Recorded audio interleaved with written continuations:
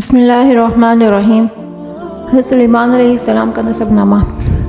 سلیمان علیہ السلام بن داود بن عیشا بن عوید بن عابر بن سلمون بن نحشون بن ابینادب بن ارم بن حسرون بن فارس بن یہودا بن یعقوب بن اسحاق بن ابراہیم علیہ السلام۔ سلیمان علیہ السلام کی نبوت و بادشاہت۔ اللہ تعالیٰ نے حضرت سلیمان علیہ السلام کو ان کے والد محترم حضرت داؤد علیہ السلام کی بادشاہت اور نبوت میں جانشین مقرر فرمایا اور اپنے فضل و کرم سے ان پر بہت سے انعامات فرمائے۔ اللہ تعالیٰ نے حضرت سلیمان علیہ السلام کو پرندوں کی بولیاں بھی سکھا دیں۔ فرمان الہی ہے، اور بلا شبہ ہم نے داؤد اور سلیمان علیہ السلام کو علم عطا کیا تھا، اور ان دونوں نے کہا تمام تعریف اللہ ہی کے لیے ہے جس نے ہمیں اپنے بہت سے مومن بندوں پر فضیلت عطا فرمائی ہے۔ سلیمان علیہ السلام داؤد علیہ السلام کے وارث ہوئے اور انہوں نے کہا اے لوگو، ہمیں پرندوں کی بولی کا علم دیا گیا ہے اور ہمیں دنیا کی ہر چیز میں سے کچھ حصہ دیا گیا ہے، بلا شبہ یہ اللہ کا واضح فضل ہے۔ حضرت سلیمان علیہ السلام نے اللہ تعالیٰ سے یہ دعا مانگی کہ اے اللہ، مجھے ایسی بے مثال بادشاہت عطا فرمائیے جو آپ نے کسی کو بھی عطا نہ کی ہو۔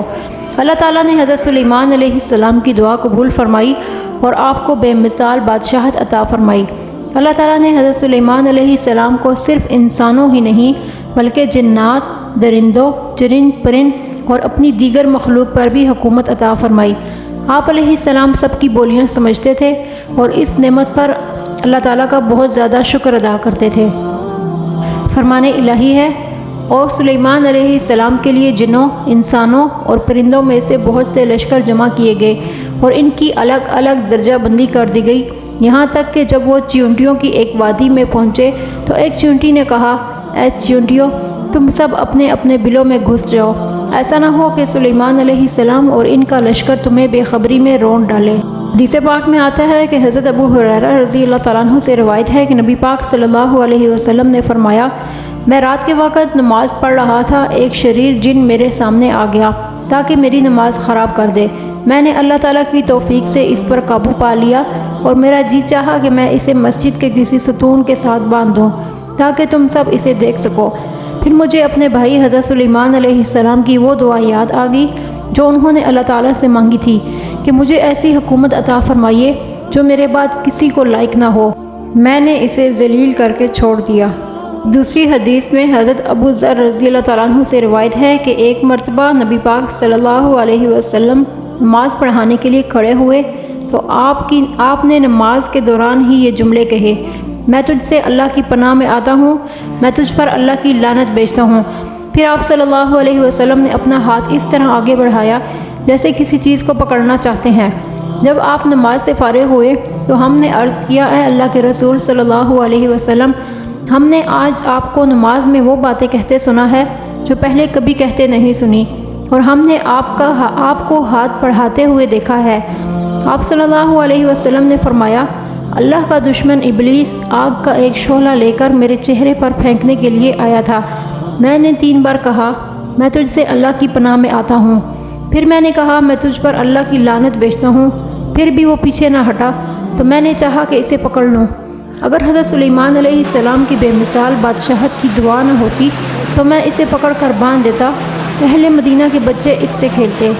یہ حدیث مسلم شریف کی ہے۔ اللہ تعالیٰ نے حضرت سلیمان علیہ السلام کے لیے معجزہ کے طور پر ہوا کو مسخر کر دیا تھا۔ وہ جہاں بھی جانا چاہتے تخت پر بیٹھ جاتے اور ہوا کو حکم دیتے لے چل، وہ فوراً انہیں لے کر چل پڑتی۔ اسی طرح جنات کو بھی اللہ تعالیٰ نے حضرت سلیمان علیہ السلام کے تابع کر دیا تھا، ضرورت پڑنے پر وہ ان سے بآسانی کام لیا کرتے تھے۔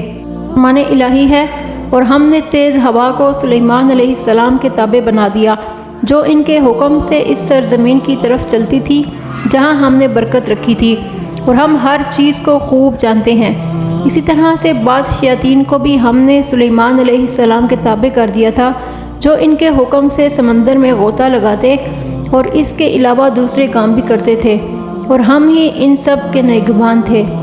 ایک اور جگہ ارشاد ہے بس ہم نے ہوا کو سلیمان علیہ السلام کے تابع کر دیا جو آپ کے حکم سے جہاں آپ پہنچنا چاہتے وہاں آسانی سے پہنچا دیتی، اور طاقتور جنات کو بھی ان کے تابع بنا دیا جو عمارت بنانے والے اور دریا میں غوطہ لگانے والے تھے، اور دوسرے سرکش اور کافر جنات کو بھی جو زنجیروں میں جگڑے رہتے۔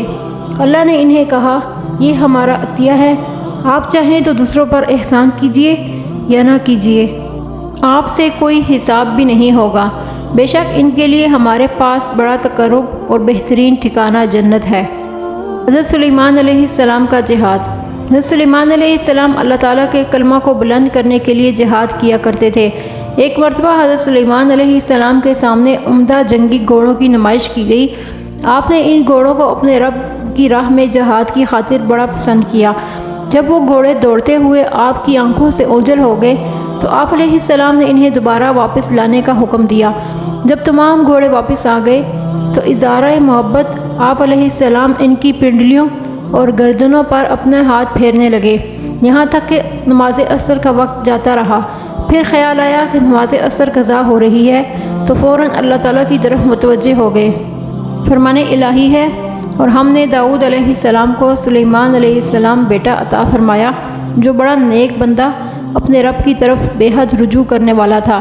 جب شام کے وقت ان کے سامنے عمدہ نسل کے تیز رفتار گھوڑے پیش کیے گئے تو سلیمان علیہ السلام نے کہا، میں نے اپنے رب کے ذکر پر مال کی محبت کو ترجیح دی، یہاں تک کہ سورج چھپ گیا۔ انہوں نے حکم دیا کہ ان گھوڑوں کو دوبارہ میرے پاس لاؤ، بس وہ ان کی پنڈلیوں اور گردنوں پر ہاتھ پھیرنے لگے۔ حضرت سلیمان علیہ السلام کی فوج میں ہدہد پرندہ بھی تھا، جس سے آپ علیہ السلام کئی کام لیا کرتے تھے۔ ایک مرتبہ آپ نے اسے غائب پایا تو کہا، اس کے غائب ہونے پر میں اس کو سخت سزا دوں گا، یا اسے ذبح کر دوں گا، یا وہ میرے پاس اپنا کوئی صحیح عذر لے کر آئے۔ کچھ دیر کے بعد ہدہد ایسی خبر لے کر آیا کہ جس سے اللہ کے نبی حضرت سلیمان علیہ السلام بھی بے خبر تھے۔ اس کی غیر حاضری کا معقول عذر ہونے کی وجہ سے قصور قابل معافی تسلیم کیا گیا۔ ہدہد نے آ کر بتایا کہ میں نے سبا کے علاقے میں ایک عورت کو لوگوں پر حکمرانی کرتے دیکھا ہے، لہٰذا آپ علیہ السلام نے ہدہد کے ذریعے اسے خط بھیجا جس کا نام ملکہ بلقیس تھا۔ فرمان الہی ہے۔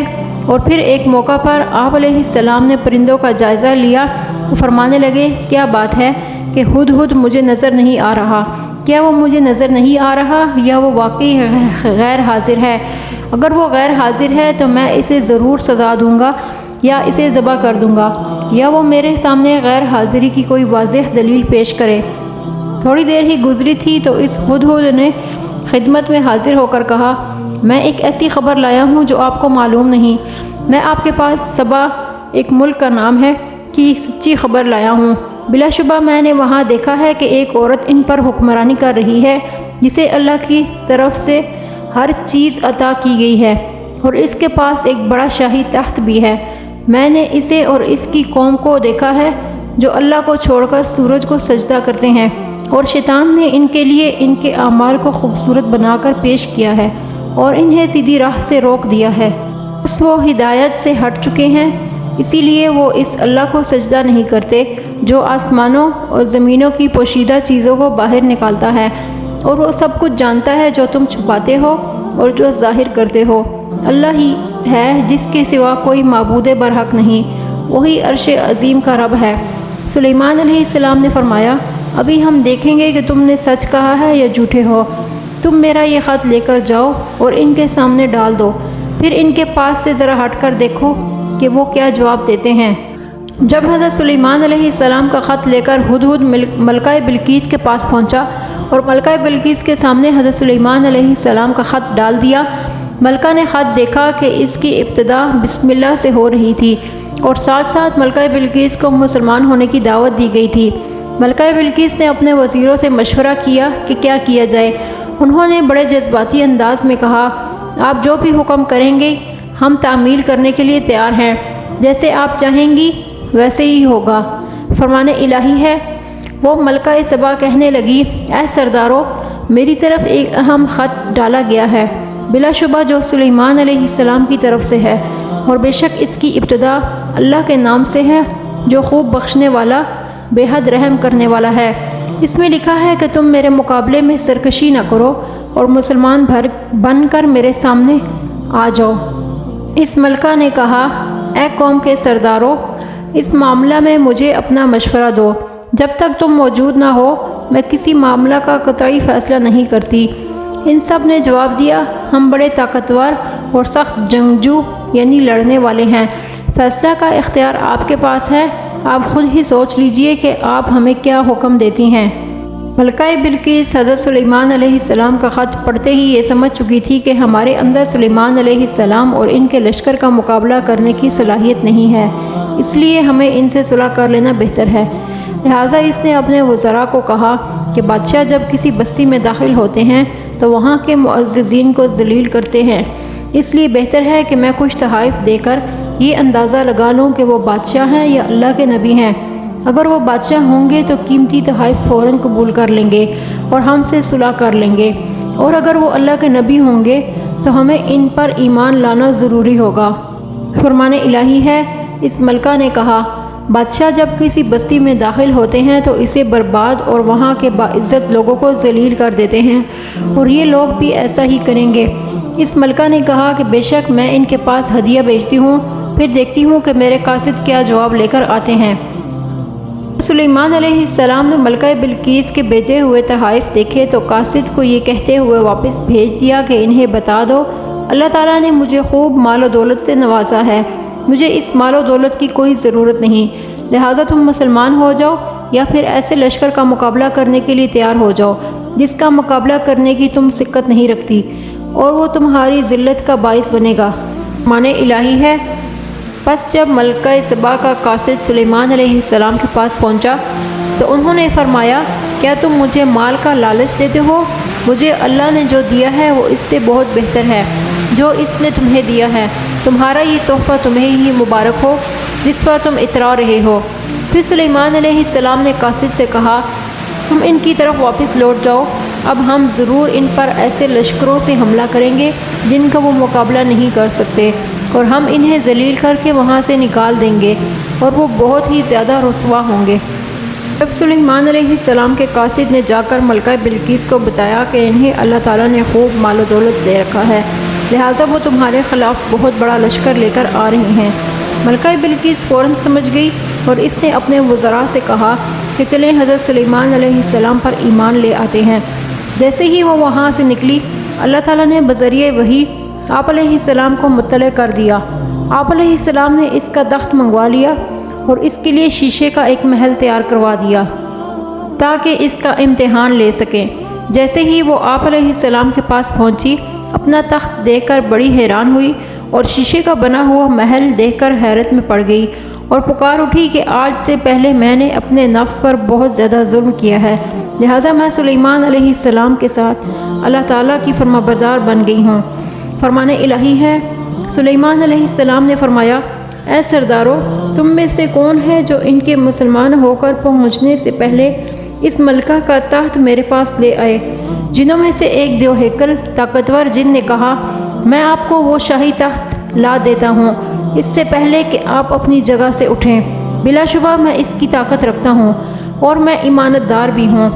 ایک آدمی نے کہا جس کے پاس اللہ کی کتاب کا علم تھا، آپ کی پلک جھپکنے سے پہلے ہی وہ میں تخت آپ کو لا کر دے سکتا ہوں۔ پھر جب آپ علیہ السلام نے اس تخت کو اپنے پاس موجود پایا تو فرمانے لگے، یہ میرے رب کا فضل ہے تاکہ وہ مجھے آزمائے کہ میں شکر ادا کرتا ہوں یا نہ شکری، اور جو کوئی شکر ادا کرتا ہے تو اس کا شکر در حقیقت اس کے اپنے لیے ہی مفید ہے، اور جو نہ شکری کرے بلا شبہ میرا رب بڑا بے نیاز بہت ہی عزت والا ہے۔ پھر آپ علیہ السلام نے حکم دیا کہ اس تخت میں کچھ رد و بدل کر دو، ہم دیکھنا چاہتے ہیں کہ وہ صحیح بات تک پہنچتی ہے یا وہ ان لوگوں میں سے ہے جو صحیح بات تک نہیں پہنچ پاتے۔ پھر جب وہ ملکہ سبا آپ کے پاس مطیع ہو کر آ گئی تو اس سے پوچھا گیا، کیا تمہارا تخت بھی ایسا ہی ہے؟ اس نے جواب دیا، یہ تو ہو بہو وہی ہے، ہم اس سے پہلے ہی جان گئے تھے اور ہم نے سر اطاعت جھکا دیا تھا، ہم مسلمان ہو چکے تھے، اور اسے ملکہ سبا کو ایمان لانے سے اب تک اس بات نے روک رکھا تھا کہ وہ اللہ کے سوا غیروں کی عبادت کرتی تھی، یقیناً وہ کافر قوم میں سے پیدا ہوئی تھی۔ اور ملکہ سے کہا گیا، اس محل میں چلو۔ جب اس نے دیکھا تو اسے گہرا پانی سمجھ کر اپنی دونوں پنڈلیوں سے کپڑا اٹھا لیا، سلیمان علیہ السلام نے کہا، یہ تو جڑے ہوئے شیشوں کا چکنا فرش ہے، اور اس پر وہ ملکہ پکار اٹھی، اے میرے رب، بے شک میں اب تک سورج کی عبادت کر کے اپنے آپ پر ظلم کرتی رہی ہوں، اور اب میں سلیمان علیہ السلام کے ساتھ اللہ رب العالمین کی متی اور فرمانبردار بنتی ہوں۔ ملکہ سبا کو اللہ تعالیٰ کی عبادت سے جس چیز نے روک رکھا تھا وہ غیر اللہ تعالیٰ کو چھوڑ کر اس کی پیدا کردہ چیزوں کی عبادت تھی۔ اس کی وجہ یہ تھی کہ وہ ایک کافر قوم سے تعلق رکھتی تھی، اسی لیے وہ توحید کے حقیقت سے بے خبر رہی۔ حضرت ابو ہریرہ رضی اللہ تعالیٰ عنہ سے روایت ہے کہ ایک حدیث پاک میں آتا ہے کہ نبی پاک صلی اللہ علیہ وسلم کو ایران میں ایک عورت کے حکمران ہونے کی خبر پہنچی تو آپ علیہ السلام نے فرمایا، وہ قوم کبھی فلاح کامیابی نہیں پا سکتی جس نے عورت کو اپنا حکمران بنا لیا۔ حضرت سلیمان علیہ السلام اپنے والد محترم حضرت داؤد علیہ السلام کی طرح نبی ہونے کے ساتھ ساتھ حکمران بھی تھے۔ اللہ تعالیٰ نے آپ علیہ السلام کو بڑی قوت فیصلہ عطا فرمائی تھی، جس کی بنا پر آپ لوگوں کے مسائل سمجھ کر منصفانہ فیصلے کیا کرتے تھے۔ حضرت داؤد علیہ السلام کے پاس ایک مقدمہ آیا کہ ایک آدمی کی بکریاں رات کے وقت دوسرے آدمی کے انگور کے کھیت میں گھس گئیں اور اسے نقصان پہنچایا۔ حضرت داؤد علیہ السلام نے یہ فیصلہ سنایا کہ کھیت والا بکریاں لے لے، اس لیے کہ وہ نقصان بکریوں کی قیمت کے برابر تھا۔ جب مدعی اور مدعا علیہ حضرت داؤد علیہ السلام کا فیصلہ سننے کے بعد باہر آئے تو حضرت سلیمان علیہ السلام کو اس فیصلے کا علم ہوا۔ حضرت سلیمان علیہ السلام نے اپنے والد محترم داؤد علیہ السلام سے عرض کیا کہ آپ کا فیصلہ تو صحیح ہے، لیکن اس سے بہتر یہ ہے کہ بکریوں کا مالک کھیت کی دیکھ بھال کرے یہاں تک کہ وہ کھیتی پہلے کی طرح ہو جائے، اور کھیت والا بکریوں کے دودھ اور اون سے فائدہ اٹھائے یہاں تک کہ اس کا کھیت پہلی حالت میں آ جائے، پھر بکریوں والے کو بکریاں واپس کر کے اپنا کھیت واپس لے لے۔ اس بارے میں چونکہ حضرت سلیمان علیہ السلام کا فیصلہ زیادہ بہتر تھا، اسی لیے اللہ تعالیٰ نے حضرت سلیمان علیہ السلام کا فیصلہ پسند فرمایا۔ فرمان الہی ہے، اور داؤد علیہ السلام اور سلیمان علیہ السلام کو یاد کیجئے جب وہ ایک کھیتی کے معاملے میں فیصلہ کر رہے تھے کہ جس میں کچھ لوگوں کی بکریاں رات کو چر گئی تھیں اور ہم ان کا فیصلے کے وقت حاضر تھے۔ اس وقت ہم نے اس مقدمہ کا صحیح فیصلہ سلیمان علیہ السلام کو سمجھا دیا، حالانکہ دونوں ہی کو ہم نے حکم اور علم دیا تھا۔ حدیث پاک میں آتا ہے کہ حضرت داؤد علیہ السلام کے دور میں 2 عورتیں اپنے بچوں کو لے کر باہر جنگل کی طرف نکلیں۔ ان میں سے بڑی عورت کا بچہ بھیڑیا لے گیا۔ اس عورت نے چھوٹی سے کہا، تمہارا بچہ تو بھیڑیا لے گیا ہے، لہٰذا یہ بچہ تو میرا ہے، مجھے دے دو۔ چھوٹی نے کہا، نہیں، تمہارا بچہ بھیڑیا لے گیا ہے۔ آخرکار یہ مقدمہ حضرت داؤد علیہ السلام کی خدمت میں پیش ہوا۔ چونکہ بڑی چرب زبان تھی، اس نے اپنا موقف اچھے انداز میں پیش کیا۔ حضرت داؤد علیہ السلام نے اس کے حق میں فیصلہ دے دیا۔ جب وہ باہر نکلی تو دوبارہ جھگڑنے لگیں۔ اتنے میں حضرت سلیمان علیہ السلام تشریف لے آئے۔ انہوں نے معاملہ دریافت فرمایا تو ہر ایک نے یہ دعویٰ کیا کہ یہ میرا بچہ ہے۔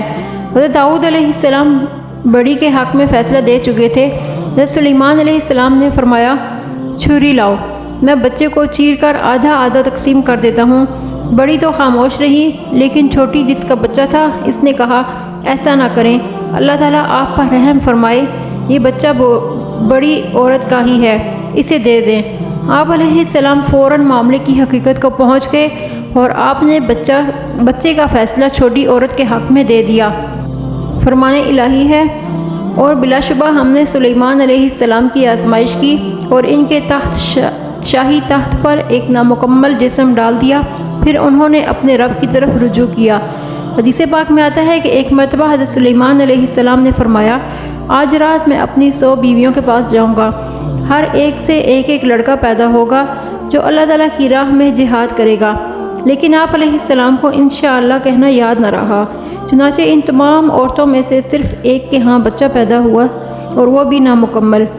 آپ صلی اللہ علیہ وسلم نے فرمایا، اگر سلیمان علیہ السلام انشاءاللہ کہہ دیتے تو ان کی یہ خواہش ضرور پوری ہو جاتی۔ حضرت سلیمان علیہ السلام کے زمانہ میں جنات کے بارے میں یہ مشہور ہو گیا کہ وہ غیب کی باتیں جانتے ہیں۔ اللہ عز و جل نے حضرت سلیمان علیہ السلام کی موت کے ذریعے سے ان کی غلط فہمی کو دور فرما دیا، اس طرح کہ جب حضرت سلیمان علیہ السلام کی موت کا وقت قریب آیا، اور آپ علیہ السلام کو اللہ تعالیٰ کی طرف سے اشارہ مل گیا تو اس وقت آپ علیہ السلام نے جنات کو بیت المقدس کی تعمیر پر لگایا ہوا تھا۔ تعمیر کا ابھی کافی کام باقی تھا۔ آپ علیہ السلام نے باقی کام کا پورا نقشہ جنوں کے سربراہ کے حوالے کر دیا اور کام مکمل طور پر سمجھا دیا۔ پھر اپنی عبادت گاہ میں آ کر عبادت میں کھڑے ہو گئے اور اپنی لاٹھی پر ٹیک لگا لی۔ وہ ایک ایسی عبادت گاہ تھی جس میں شیشے کی کھڑکیاں تھیں۔ حضرت سلیمان علیہ السلام کو باہر سے دیکھنے والا یہ سمجھتا کہ آپ عبادت میں مصروف ہیں۔ اسی حالت میں اللہ تعالیٰ کے فرشتے نے آپ علیہ السلام کی روح قبض کر لی۔ فوت ہو جانے کے باوجود بھی آپ علیہ السلام لاٹھی کے سہارے کھڑے رہے۔ اسی حالت میں تقریباً 4 ماہ گزر گئے۔ ادھر بیت المقدس کی تعمیر مکمل ہوئی، ادھر اللہ تعالیٰ نے دیمک کو حکم دیا، اس نے نیچے سے لکڑی کھا لی اور حضرت سلیمان علیہ السلام کی میت گر پڑی۔ جیسے ہی آپ علیہ السلام نیچے گرے تو جن یہ سمجھ گئے کہ آپ کافی پہلے فوت ہو چکے تھے اور انہیں معلوم ہو گیا کہ ہم غیب کا کوئی علم نہیں رکھتے۔ اگر غیب کا علم ہوتا تو ہم اتنا عرصہ تعمیری کام کی مشقت برداشت نہ کرتے۔ وفات کے وقت آپ علیہ السلام کی عمر 50 سال تھی۔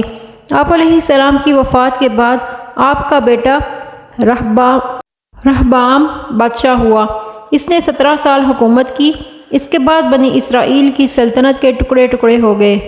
فرمان الہی ہے اور ہم نے ایسے جنات سلیمان علیہ السلام کے تابع بنا دیے جو اپنے رب کے حکم سے ان کے سامنے کام کرتے تھے، اور ان میں سے جو بھی ہمارے حکم سے سرکشی کرتا تو ہم اسے بھڑکتی ہوئی آگ کا مزہ چکھاتے۔ جو کچھ سلیمان علیہ السلام چاہتے جنات ان کے لیے وہی تیار کر دیتے تھے، مثلاً قلعے، مجسمے، حوضوں جیسے بڑے بڑے پیالے اور ایک ہی جگہ چولہوں پر جمی ہوئی مضبوط دیگیں۔ ہم نے کہا، اے آل داؤد، تم لوگ شکریہ کے طور پر نیک عمل کرو، مگر میرے بندوں میں کم ہی لوگ شکر گزار ہوتے ہیں۔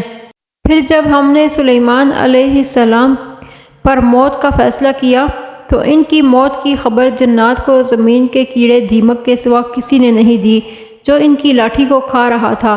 پھر جب وہ سلیمان علیہ السلام گر پڑے تو اس وقت جنات پر یہ بات واضح ہو گئی کہ اگر وہ جن غیب کا علم رکھتے، اگر وہ جانتے تو اس ذلت کا عذاب میں مبتلا نہ رہتے۔ امید کرتی ہوں کہ آج کی ویڈیو بھی آپ کو پسند آئی ہوگی۔ ویڈیو پسند آئے تو لائک، شیئر اور سبسکرائب کرنا مت بھولیے گا۔ اگلی ویڈیو آنے تک کے لیے اجازت چاہتی ہوں۔ اللہ حافظ۔